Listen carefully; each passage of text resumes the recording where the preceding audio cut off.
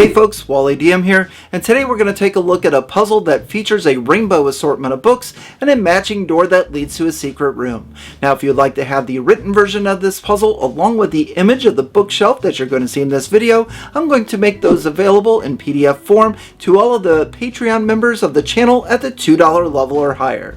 And of course I am publishing this video in June, so happy Pride Month to all of our friends in the community. Now this should be a fairly easy puzzle, so let's see how to get through the rainbow door. So in this puzzle, our adventuring party is going to enter a small study or some type of a small library. Now this can take place in any type of a castle, a mansion, or something along those lines, wherever you see fit. Now the contents of this room is going to be totally up to you as the game master, but there are going to be 3 different parts that are going to be important for our puzzle.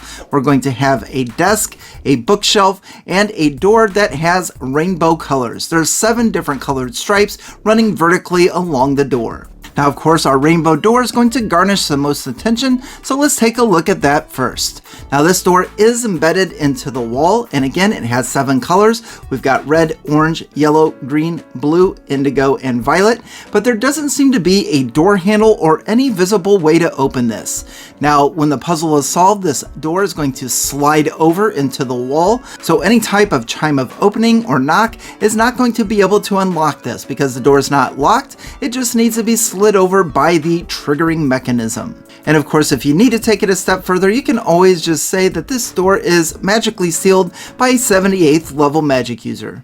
Now with regards to the desk, if one of the characters wants to go through this, most of this is going to be mundane items, but there is going to be one locked door. In addition to the one locked door, there's going to be 2 vases. The vase on the left is going to have a bouquet of violets, and the vase on the right is going to be filled with green carnations. And then finally we have our bookshelf behind here, and let's take a closer look at this. As you can see, there are 28 books that are pictured, and they also go in the same order of colors as the rainbow door. Now there is a letter, so it looks like this is some type of a set, and the books are going to be in alphabetical order all the way from A to Z. Now there are 2 books that are at the end, and these currently don't have anything on them, and that's going to be up to you as the game master. Once we go through the solution, you may decide that there might be something there that you want to put as a red herring, some type of an Easter egg for the puzzle, or something along those lines. Or perhaps you just want to keep them blank. That'll be fine too. Now if one of our characters comes over here and tries to pull one of these books out of the bookshelf, they're not going to be able to do so. They're going to be able to pull the book out slightly, and when they do, it's going to slide out just a little bit, and then the top of it is going to move forward and it's going to click.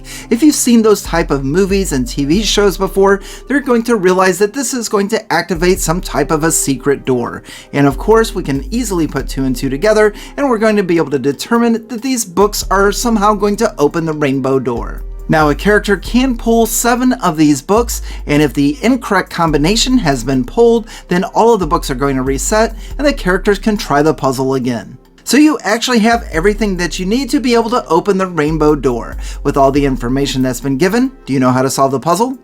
I'll give you a second if you'd like to figure it out. Did you get it? Great, let's go over the answer. Actually, before we go with the answer, let's give a couple of hints. So we have our thief here that's going through the desk. We have a vase of violets and a vase that is filled with green carnations. And we do have the one locked drawer on the desk. Now, this is up to you as a game master, but if you'd like to allow a thief to be able to pick this with thieves tools, I would set a DC 12 thieves tools check, and on success, they'll be able to open that locked door. However, if they don't have thieves tools or they are unable to meet that DC requirement, then if the characters take a closer look at these vases, they might question as to why or how long these flowers have been here, because they're in full bloom. Well, these vases, how I am running them in my game, is they are going to be magic items. As long as these flowers remain in the water of the vase, then they're going to stay like they're healthy and new. They're never going to age. However, once the flowers are taken out of the vase, then they're going to immediately wilt and wither. Now I've thought about two different ways, but we are going to give the characters two keys. We're going to give them a key from the violets and a key from the green carnations. And the way that we can do that is either they can remove the flowers and they can find the key that's in the bottom of each vase, or perhaps one of these flowers is actually a plastic-like flower. It's not real. And once they take all of the flowers out of the vase, they all wilt except for one. And that one violet or that one carnation that's left over actually has some type of a metal key that's on the end of it. It was disguised amongst the flowers. So one of the keys is going to open the drawer, or we can use the thieves tools to open the drawer. But once we do, we're going to find a metal box, and this metal box is going to have a person's name on it. And that person's name is Roy G. Biv. Now the second key will open the box, and if the characters find both keys and they open the metal box, then I'm going to put a magical item inside. And the item that I have chosen is one that I created as far as a homebrew item, and that's going to be a figurine of wondrous power, and that's going to be a unicorn. However, the magic item is a bonus that the characters could get.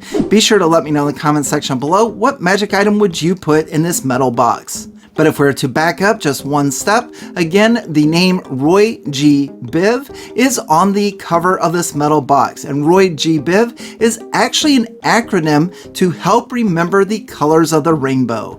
The R in Roy stands for red, the O stands for orange, the Y for yellow, the G for green, the B for blue, the I for indigo, and the V for violet. Now if our characters were to come back over to this bookshelf and start pulling all of these books out to activate the secret passage, they would start with the book that is labeled with R, and then O, Y, G, B, I, V. That's all 7 books. And once all 7 of these books are pulled in this order, then our rainbow door is going to open or slide into the wall, and our characters can continue through this secret passage. Now, one additional fact about these books is we can see that each of them have a color, and even though the R is colored green, we still pull the R first. The colors are only intended to be able to match it to the rainbow door. So that's all I have for you today. What did you think of the puzzle? Is this something that you would use in your game? And if so, what would you do differently? Be sure to leave a comment below and let's get a discussion going. Thank you very much for watching, and on to the next.